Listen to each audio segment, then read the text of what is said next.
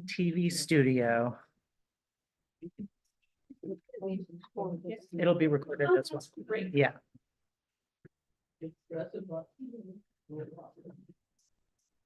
And voila. Let's make sure we get no feedback.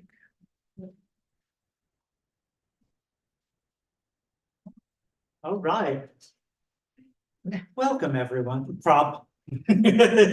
the launch of the Pinko Commie Dyke. What a great title. Right, Julie Enzer. We're so glad to welcome you back, Julie. Welcome up north. Thank you. My name is Greg Newton. I'm the co-founder of the Bureau of General Services Queer Division, along with my partner, Donnie Jokum. And we are an all-volunteer queer bookstore that has been in existence since 2012 and here at the center since 2014. And our volunteer tonight is Josie, who's helping me out to make this event happen. So as an all-volunteer bookstore, we are in the habit of asking for donations. And I'm going to pass this bag around. If you're able to throw something in here, we appreciate it. There's change in here. If you want to give on Venmo, you can scan this little code, or for those of you online, you can go to Venmo and look us up at BGSQD. But I'll pass this around. I should also say, if you'd rather hold on to your money and buy books, you should do that. That's a great thing to do. If you're not already on our email list and you would like to be, you can sign up for that in the back of the room or on our website, which is bgsqd.com. There's 5 letters that are all around you, everywhere you look in this space. And since we are now in June, we have a lot of events coming up. So check out the calendar and pray for me. I'm gonna make it. Actually, we had a couple of people cancel events, and it's like, oh, that's too bad. I'll be able to sleep. Yeah, it's actually a lot of really great stuff that I'm excited about. So yeah, check out the events calendar on our website. So before I turn the mic over to Michael Broder, turn over the mic to Mike from Indolent Books. I wanted to read a land acknowledgement and a call for a ceasefire in Gaza. So the Bureau acknowledges that our organization operates on the unceded land of the Munsee Lenape. We encourage you to join the Bureau in signing up to make a monthly donation to the American Indian Community Houses Mannahatta Fund. The Mannahatta Fund, according to its website, is an invitation to all settlers and non-native people who wish to acknowledge the legacy of theft and genocide that comprise the history of New York City and the United States. And you can find out more at mannahattafund.org. We also want to recognize that today, June 5th, is the 243rd day of Israel's genocidal campaign against the Palestinian people, funded by our tax dollars and enabled by our government's unwavering support. We hope that you will join us in calling for an immediate, permanent ceasefire, an end to the siege, and an end to the occupation in order to stop the collective punishment of Palestinians and to ensure the swift delivery of desperately needed food, water, medicine, fuel, and humanitarian aid to the people of Gaza. And now, thank you. It is my pleasure to welcome longtime friend of the Bureau, Michael Broder, to the stage. And he is anything but indolent.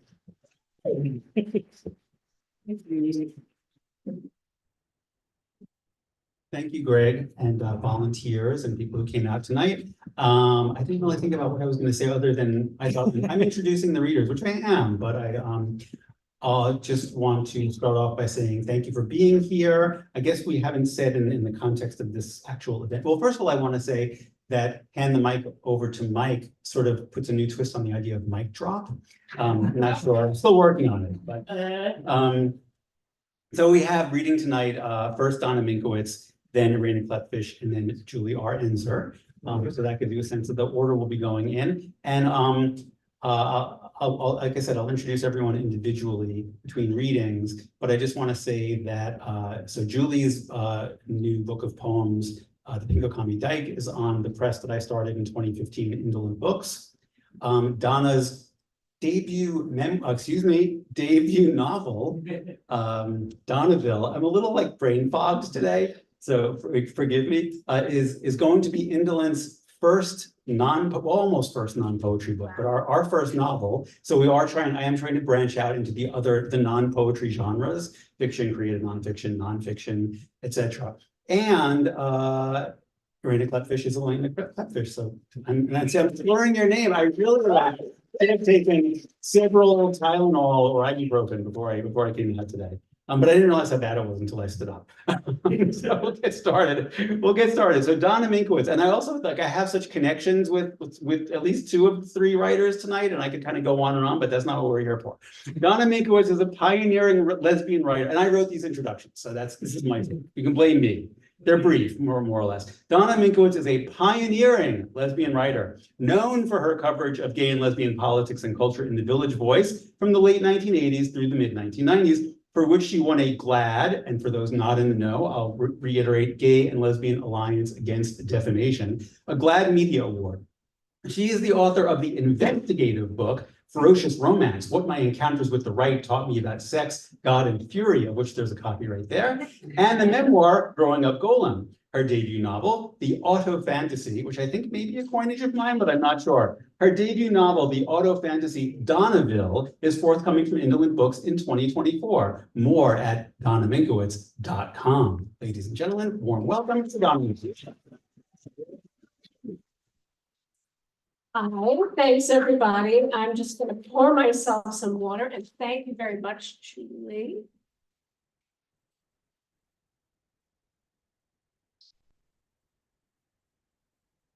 Because even if you're supposed to go up to the mic and read, it's very good to take care of basic needs.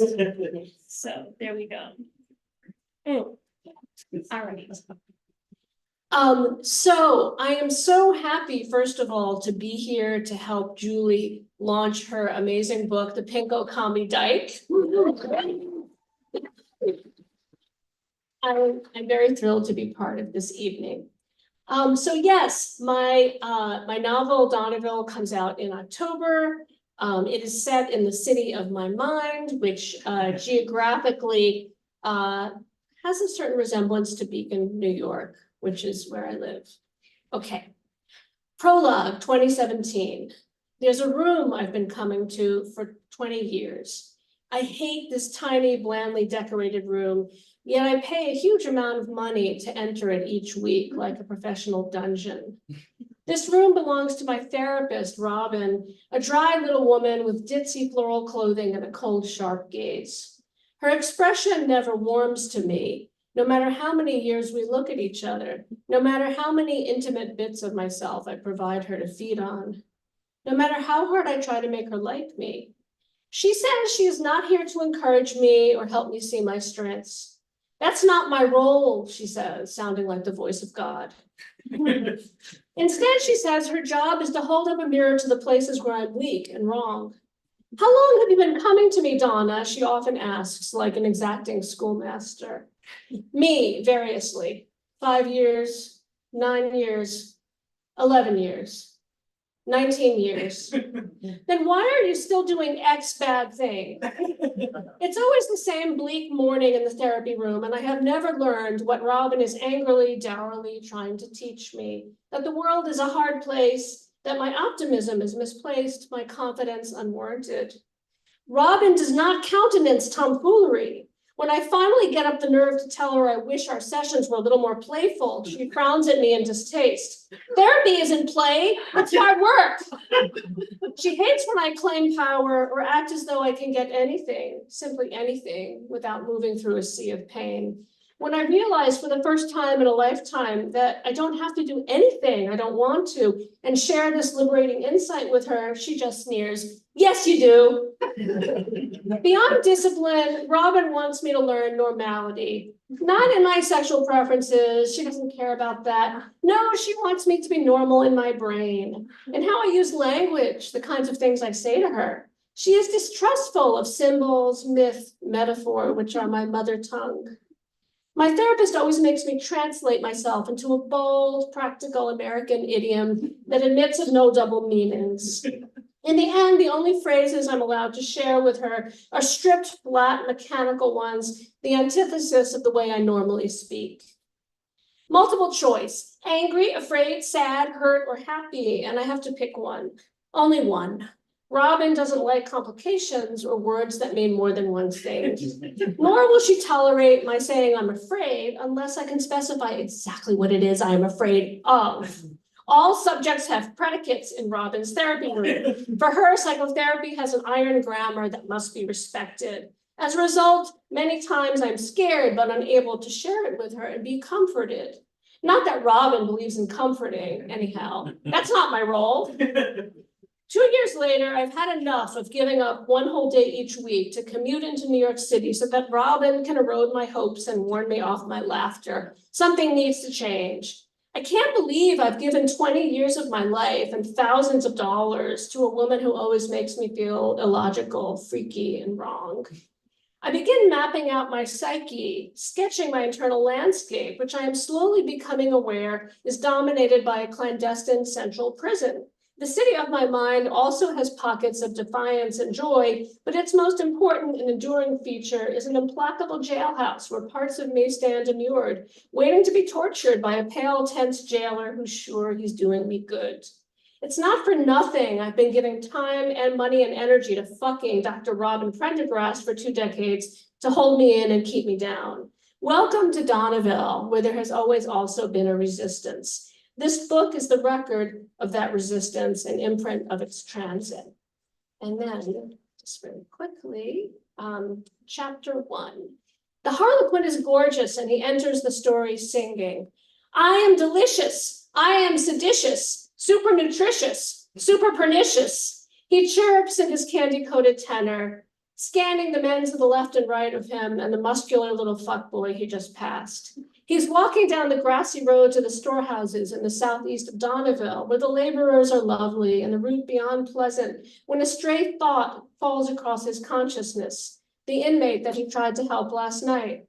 The Harlequin, lighter on his feet than anything in Donneville, has the power to zoom a mental sending of himself inside the jail, and does so often to help those poor people in there and fuck with the powers that be. Raya looked unhinged when he found her dumped on the floor of her cell, scratching all over and crying. He did the wonderful thing he can do and shimmied her mind right out of there, out of her fouled and bleeding body, and the two of them played together among enormous starry fireworks of his own invention in a more beautiful sky than Donneville's, and they smelled all the perfumes in the world together, finally choosing his favorite, Vetiver, and hers, Frisia, and smelling them alternately for a good 15 minutes. Then, with a jolt, they were slammed back into the prison, where the guards immediately threw her body out on the trash heap. Her mind was no more. He dashes the thought out of his consciousness. That thought, the sad thought, is not supposed to be there. He's supposed to be ogling the fix-it men carrying their sacks of cement, and the farm workers bringing melons and eggplants into the storehouse. But why do things feel wrong when he's the most beautiful and the luckiest person in Donneville? When no blemish will ever appear in his face, and his powers will never, ever abate. It hurts the jailer to walk because it hurts him daily, hourly, second by fucking second to do almost anything. Lead is sewn into the bottom of his boots, ever increasing weights of it at the toes and at the heel, so he will always both be slow and be in agony if he moves. There are other little pains he has been provided with up and down his body, things that make it hurt to stretch his arms out, move his head very much, form his face into different expressions, jump or clap. It doesn't matter. It will never matter because he can take pain better than anyone else in this shit stinking country. It is one of only 2 things the jailer has ever been good at. Thank God he can also give pain like nobody's business. A rare smile crosses his lips as he drags himself across the threshold to the room where Katya lies waiting, tied to a work table. In the world outside the torture room, he always feels sour, acrid, twisted up somehow. In here, and only in here, he can unwind. He always can relax in the room where his victim is waiting, especially such a deserving victim as this gloating anti-feminist little twerp. But lately, there have been times right in the middle of correcting someone when bewilderment comes to him. Like right now, he spaces out. 10 seconds pass without his knowledge after he's already begun punishing her. When he stirs, he looks down at the blackjack in his hand and can't for the life of him figure out why he's holding it. The young woman in front of him is clutching her knees, so he comprehends what he's just done. But as he studies the mysterious object he is holding, long, made of hide, and absurdly weighted at one end, he can't imagine wanting to raise the thing, can't imagine wanting to put it to somebody's flesh. Why would he want to hit someone with something so dangerous? Nervously touching the heavy end of the blackjack, eyeing the crying woman across from him, he just feels sad and a little empty. Odd, he is only used to feeling either sour, twisty, and nauseous, or gleefully discharged. And I'll stop there. Thank you.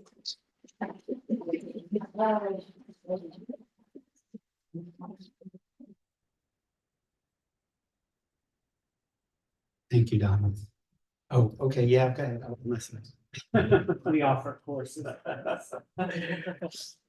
So, that was going to be a memoir until, I hope I can recount this. Yeah. What you said to me was, you know, if it's a memoir, people are going to expect that they're going to learn something about my actual life. I'm paraphrasing, and so that's sort of, I just find it very interesting that it morphed into a different genre because of Donna's special brand of creativity. Thank you very much for reading. So Arena Clubfish is a oh, wait a second. Did I use trailblazing? Oh, no, I used pioneering for Donna. What do I use for Julie? Okay, Arena is a trailblazing lesbian poet and political activist and the author of 6 books of poetry. Along with Claire Kinberg and Grace Paley, Clubfish in 1988 founded the Jewish Women's Committee to End the Occupation of the West Bank and Gaza, particularly for these days. The word intractable comes to mind. Her birth and this is the title, I'm sorry. Her birth and later years, a volume of new and collected poems from 1971 to 2021, was published by Wesleyan University Press in 2022. It was a finalist for the National Jewish Book Award and winner of the Audre Lorde Award for Lesbian Poetry from the Publishing Triangle. Ladies and gentlemen, and everything else who might, every other kind of person who might be here, warm BGSPD welcome for Arena Clubfish.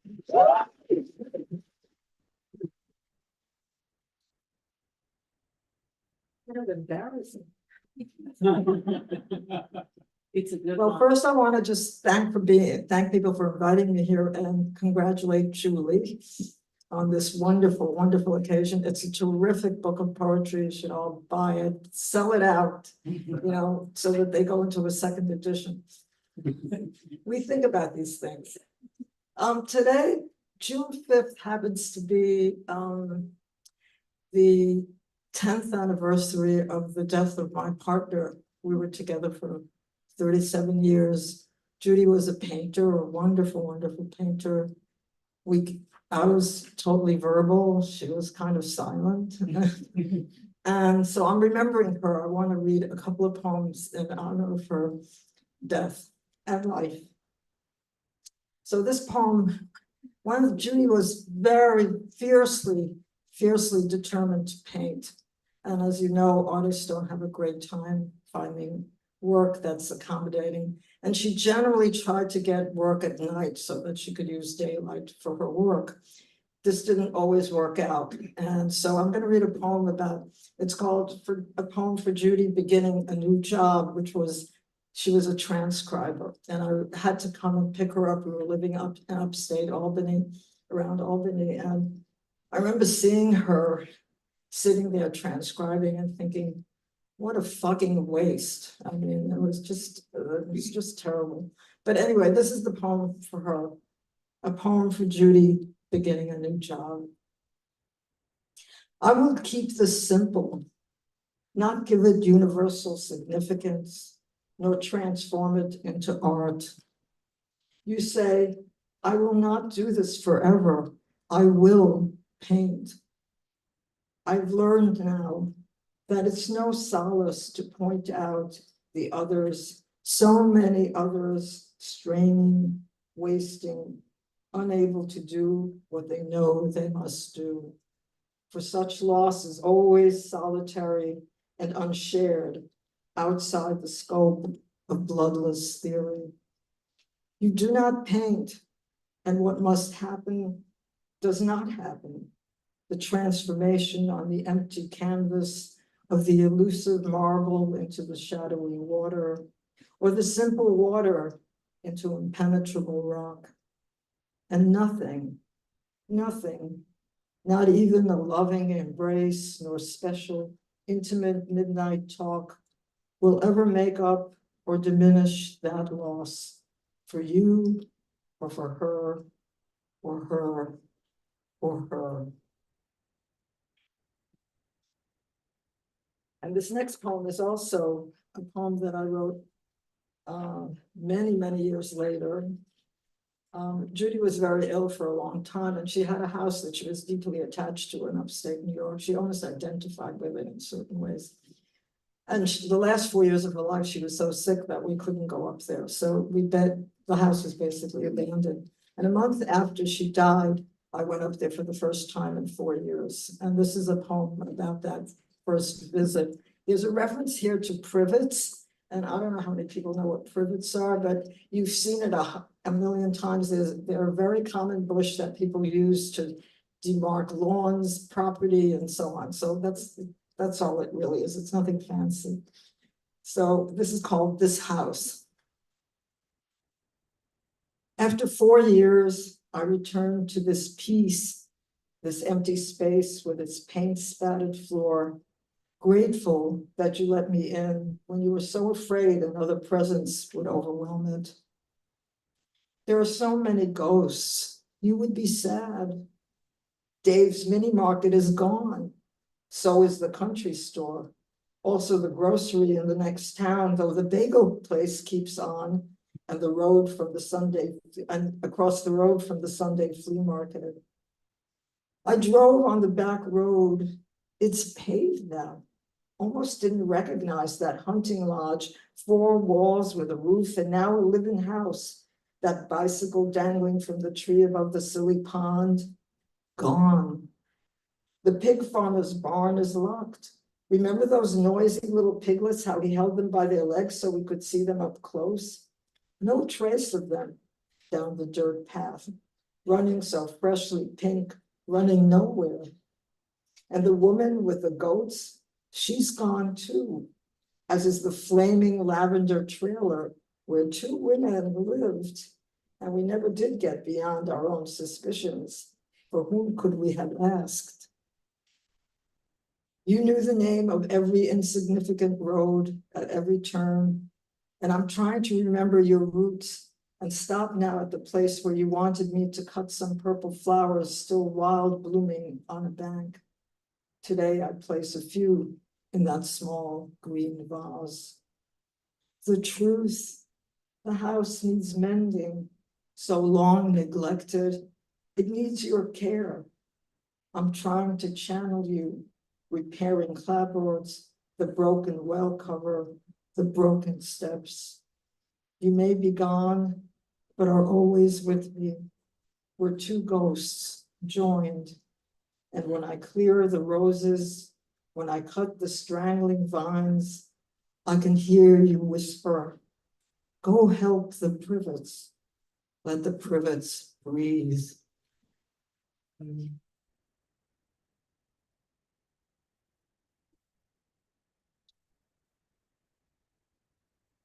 So, I mean, I assume that a lot of you are activists or in one form or another. It's hard to resist given this world.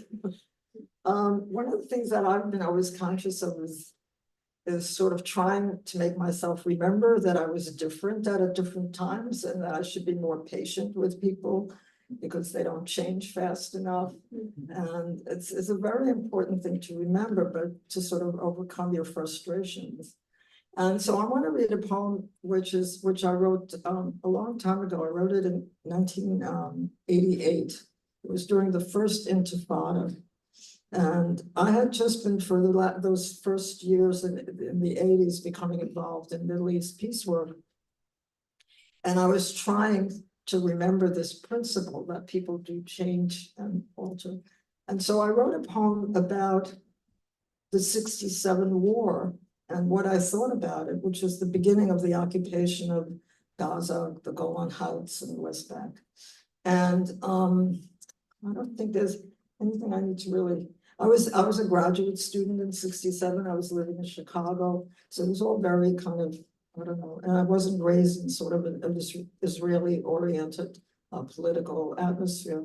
So this is a poem that I wrote and I dedicated it to an Israeli friend of mine, Hannah, who visited me at the time, right after that war. I don't know how many people are old enough here to remember the 67 war, but it was like a 6-day war. It was very, very, unlike what's going on right now. It was very quick. It was 6 days and it was over very quickly. So this is called I was trying to remember what that was like in 1988 when the first Intifada started. So this is called 67 Remembered, and it's dedicated to a friend, Hannah, my Israeli friend.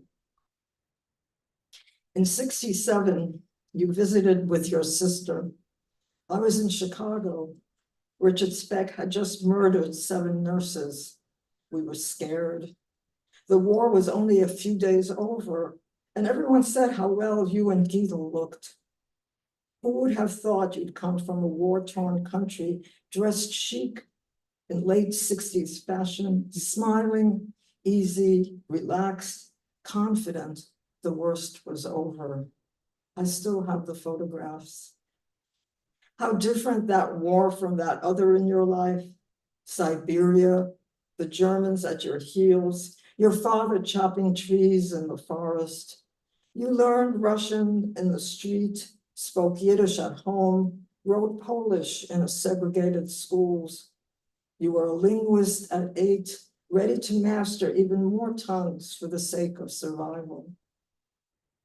But in 67, you'd already mastered it all. You were so relaxed, so easy. It was a joke, this war, despite the casualties.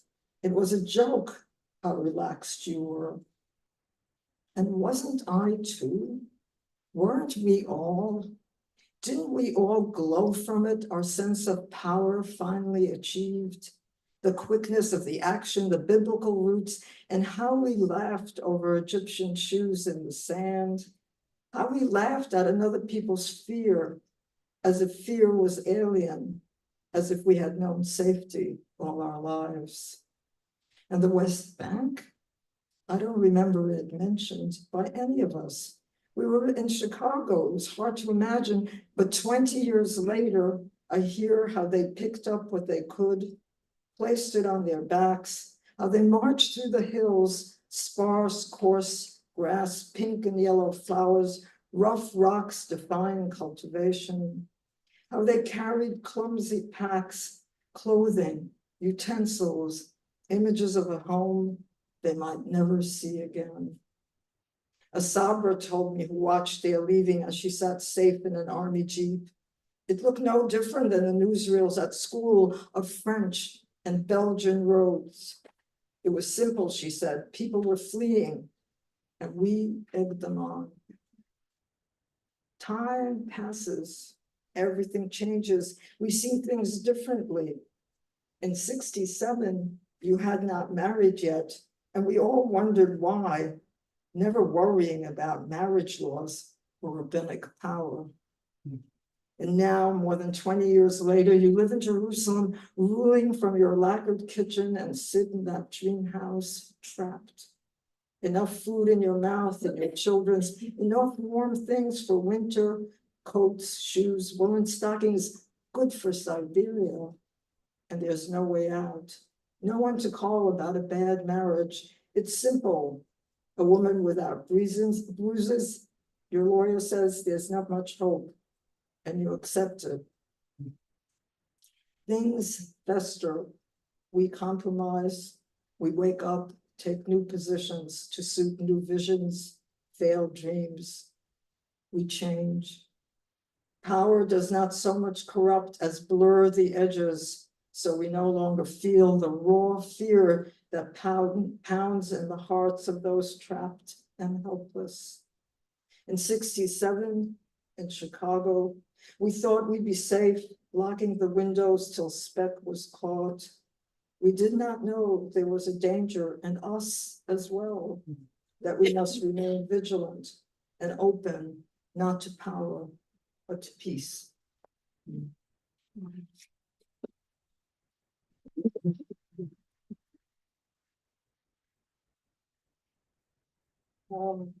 I want to end with some hope.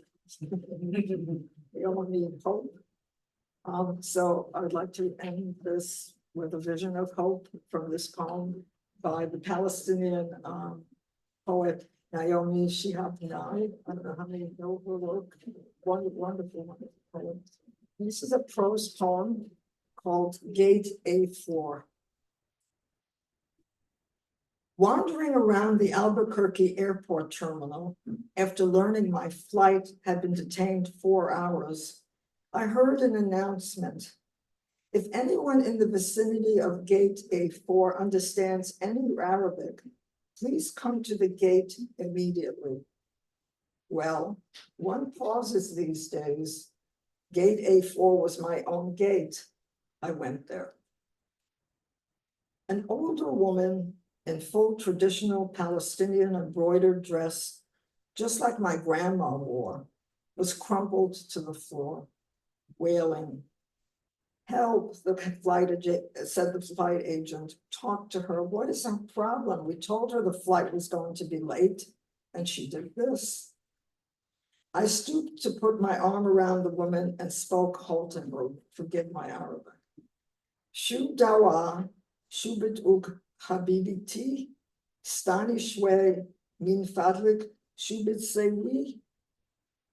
The minute she heard any words she knew, however poorly used, she stopped crying. She thought the flight had been canceled entirely. She needed to be in El Paso for major medical treatment the next day. I said, you're fine, you'll get there. Who's picking you up? Let's call him. We called her son. I spoke with him in English, saying I would stay with his mother till we got on the plane. She talked to him.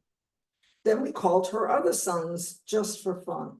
Then we called my dad, and he and she spoke for a while in Arabic and found out, of course, they had 10 shared friends. Then I thought, just for the heck of it, why not call some Palestinian poets I know and let them chat with her? This all took up about 2 hours. She was laughing a lot by then, telling about her life, patting my knee, answering questions. She had pulled a sack of homemade mamul cookies, little powdered sugar crumbly mounds stuffed with dates and nuts from her bag, and was offering them to all the women at the gate. To my amazement, not a single woman declined one. It was like a sacrament. The traveler from Argentina, the mom from California, the lovely woman from Laredo. We were all covered with the same powdered sugar and smiling. There was no better cookie. And then the airline broke out free apple juice, huge coolers, and 2 little girls from our flight ran around serving it, and they were covered with powdered sugar too. And I noticed my new best friend, by now we were holding hands, had a potted plant poking out of her bag, some medicinal thing with green furry leaves. Such an old country traveling tradition. Always carry a plant, always stay rooted somewhere. And I looked around that gate of late and weary ones and thought, this is the world. This is the world I want to live in. The shared world. Not a single person in that gate, once the crying of confusion stopped, seemed apprehensive about any other person. They took the cookies. I wanted to hug all those other women too. This can still happen anywhere. not everything is lost.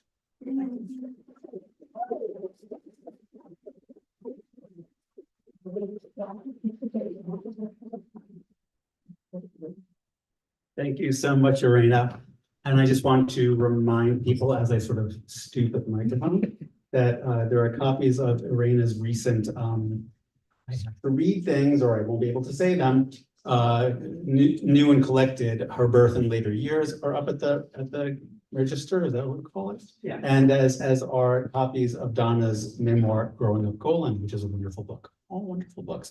And my brain fog is a little better from having listened to people read fiction and poetry and prose poetry, and this is a wonderful evening. And I consider it such a privilege and honor to have been able to be the publisher of this book. And I'm very excited that it's in the world and that we're here celebrating it tonight. Julie R. Enzer, PhD, is the author of several previous poetry collections, including Handmade Love from A Midsummer Night's Press 2010, Sisterhood, Sibling Rivalry 2013, Lilith's Demons, A Midsummer Night's Press 2015, and Avowed, Sibling Rivalry 2016. As well as the editor of did I get something wrong? No, because Jason mentioned what, Handmade Love, is that the title of it? Why didn't I keep down the list? As well as the editor of the poetry anthology Milk and Honey, Celebration of Jewish Lesbian Poetry, also from Midsummer Night's Press 2011.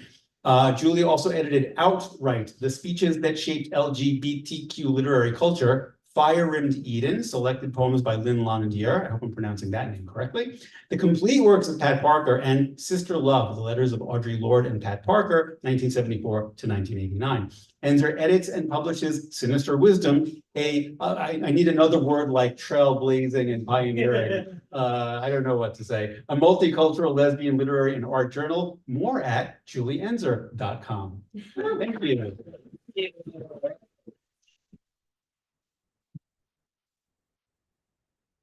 Thank you so much, Michael. Is this at a good height? I think Am I so. good? Okay. Thank you, Michael, for that introduction.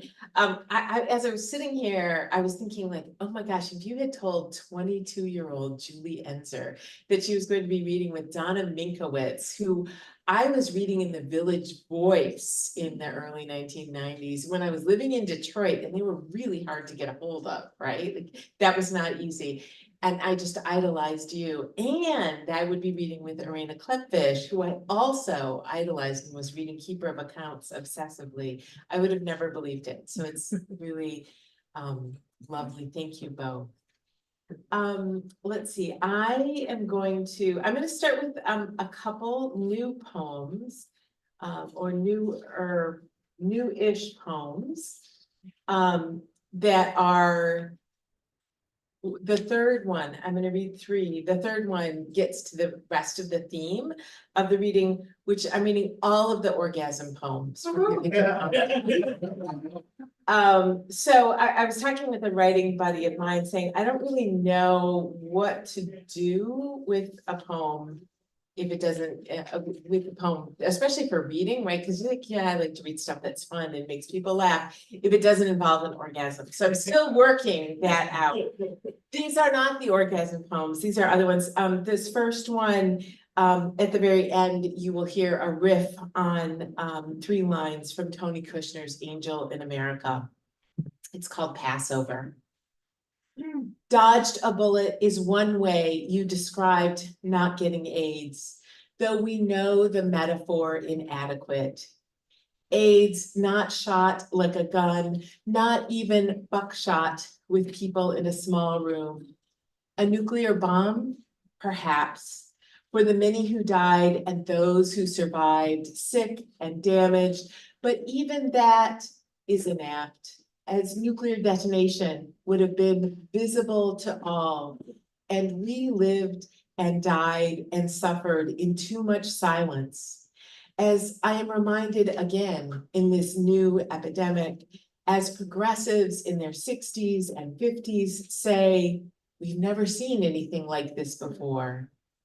And I, always a pedant, say, you have never seen it, but many of us have lived it. And I am reminded of all this pain and grief and loss when your partner of many years calls because you are in the hospital, cancer floating in your body, tumors too large and 50 small nestled in your brain. No matter what metaphor we invoked for AIDS, your body remained free, free of the virus, and now gorgeous at 78. I want you to have a pass from death forever. I imagine a lamb I might slaughter to mark your door, prevent you from being marked for death. Yes, Michael, now we are citizens, but my wish for you, never be an angel.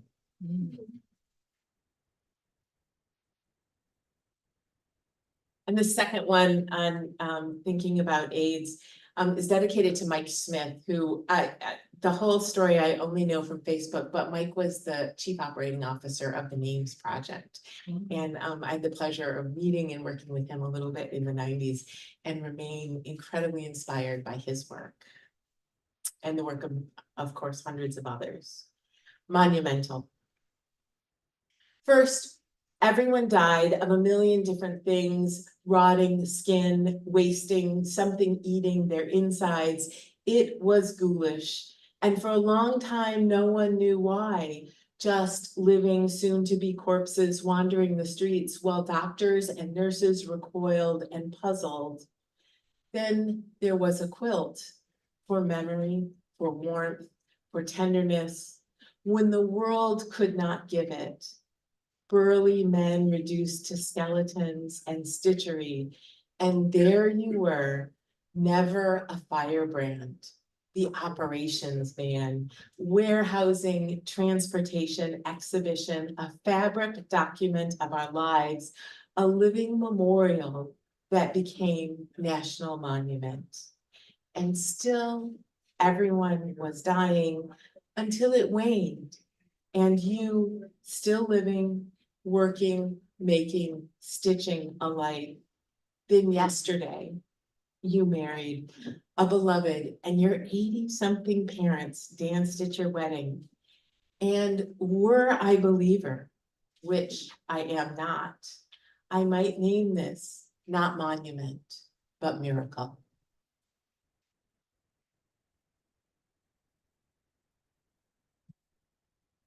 Now we come to the sex poems. This is a new one. I'm not sure if it works, but we'll see. It's called Piss. There have always been mishaps. As a teenager, drinking large Slurpees with my best friend, sitting next to our 10 speeds roadside and laughing until we could not hold it any longer, and we peed our pants on a perfect summer day. We were young and not embarrassed by the piss we left in the street gutter. In my 20s, moisture between my legs was a mark of pleasure, a sign of woman power, the scump of my pussy dripping into my underwear around women who aroused. Did you know lesbians explained female ejaculation to the masses? Before that, men accused women of peeing during sex, but lesbians opened the world to the erotic power between women's legs, and it is wet and juicy, it dribbles and drops and splashes, it is clear and salty and musky, it is wet and so much more than water, the stuff of life and lust and pleasure, and it all comes from between our legs. Menopausal now, piss is the new sign of power. Life's lubricant includes periodic pee when I walk, piss seeps when I cough or yawn or wait too long. There is that teaspoon of piss that trickles down the urethra, and I decide there should be no shame. So I buy underwear with extra absorbency and embrace this fluid that seeps and dribbles, that drips and drops and oozes and drains, another fluid from a later age. I welcome the piss as long as I can move easily from standing on my knees, stimulating my engorged clit while pinching my wife's tits and moaning, I'm coming, until I splash more fluid all over her waiting breast and slump over trying to avoid the new wet spot, which will soon be cold, to being on all fours and begging my wife to fuck me harder, to fill the space between my legs with her hard cock glistening with my spit, my spunk, my nipples erect from her suckle, and my twat open and wet and wanting a really hard fuck, to lying back, sated by pleasure, then yawning and sneezing, and the next fluid appears all blended together as one in my familiar, lubricated, glistening cunt. Patriarchy promotes mystery between our legs and fetishizes what we put up our twats, but the real secret, the true masterpiece of the female cunt, is not what fits inside. The magic is what oozes out. At every age, our cunts shed sweet liquids, lubricating life.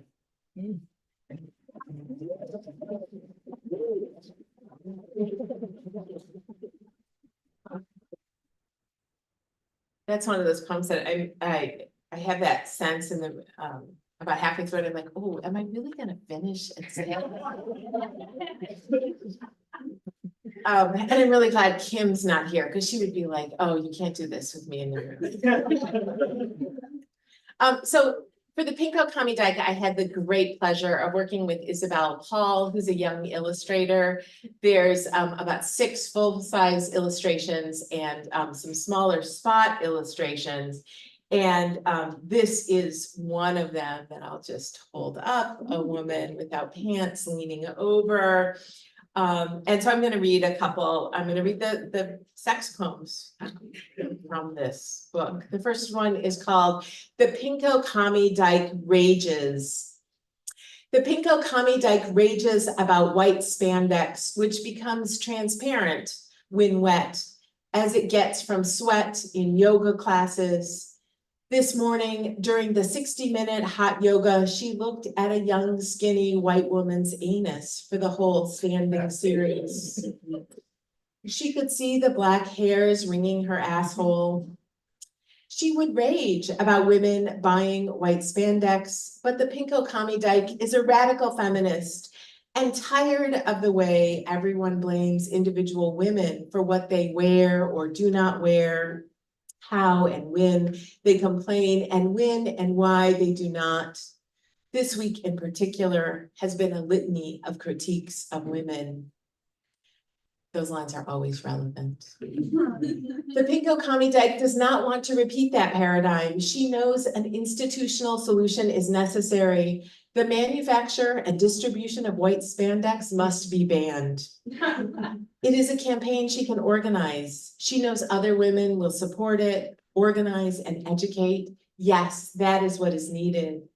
The Pinko Commie Dyke will turn to this project just as soon as the Supreme Court Justice nominee is defeated, just as soon as sexual harassment is eliminated, just as soon as sexual assault is eradicated, just as soon as domestic violence is completely thwarted, just as soon as women are safe and free from violence. Soon, and very soon, we will have no more white spandex in workout clothes. The Pinko Commie Dyke knows it. Soon and very soon, we are going to change the world.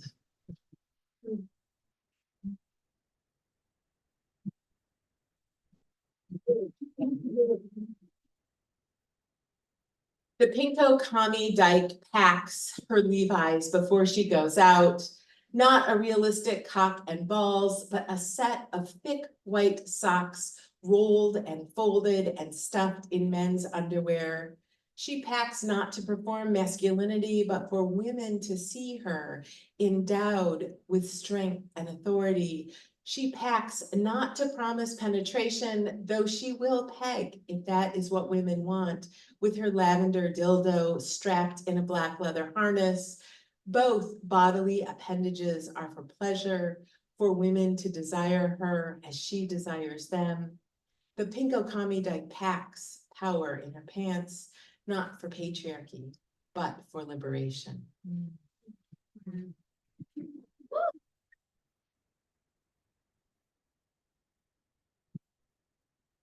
The Pinko Commie Dyke ejaculates clear liquid as she comes, standing on her knees, her clitoris swollen, her nipples erect. That guttural yes emerges multiply from the back of her throat as cum streams down from her pussy, down her legs onto dry, clean sheets.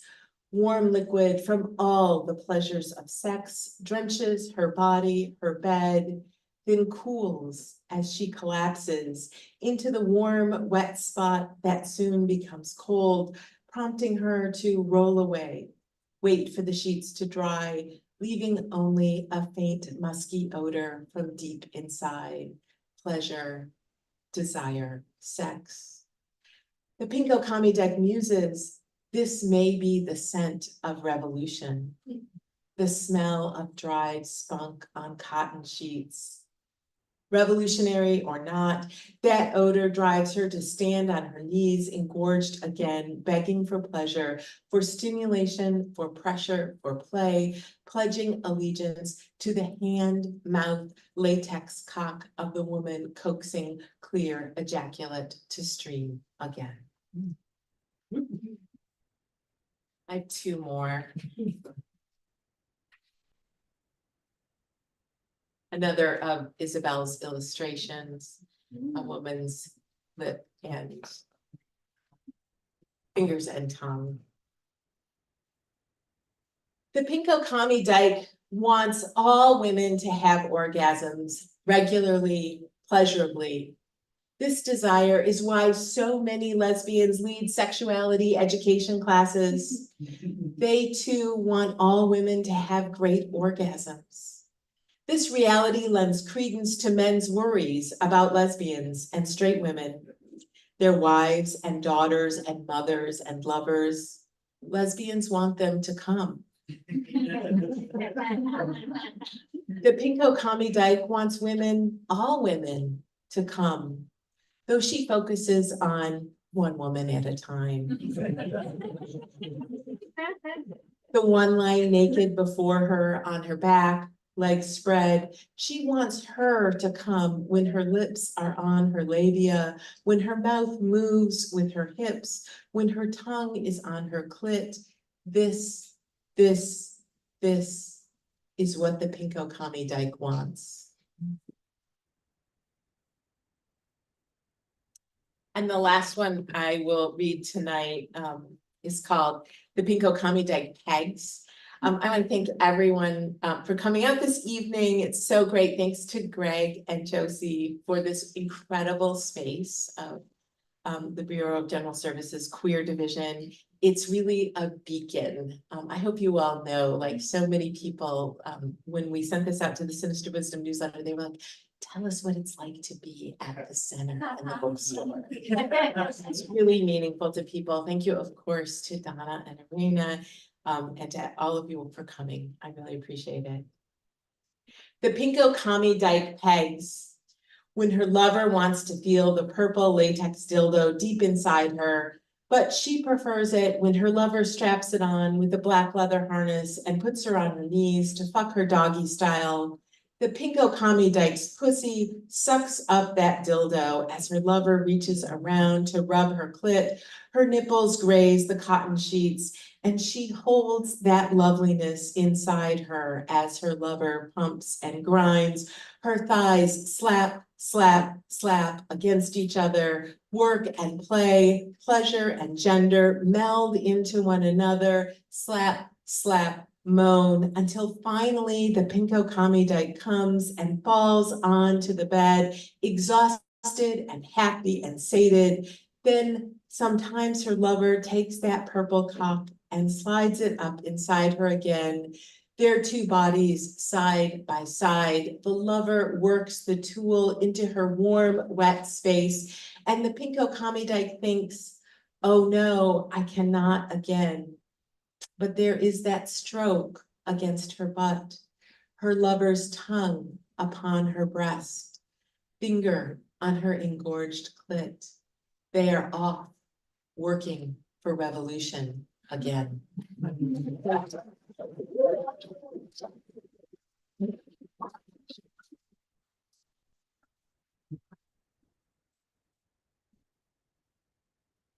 Thank you, Julie. Before I hand things over again, I don't know if handing things over to you. No, I'm not really handing things over to you. Okay. That was wonderful. And I think I'm correct. This is part of like the magic of Julie.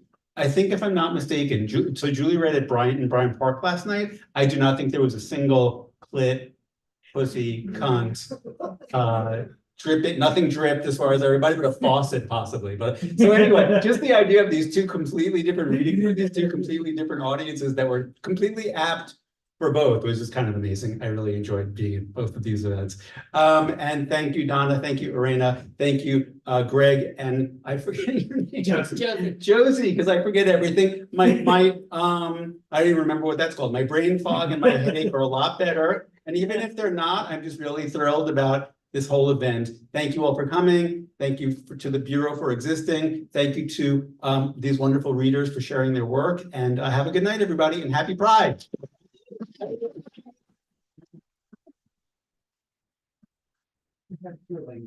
Julie will be seated at her throne and receiving signing books, so go buy them, she'll sign them, and that's that.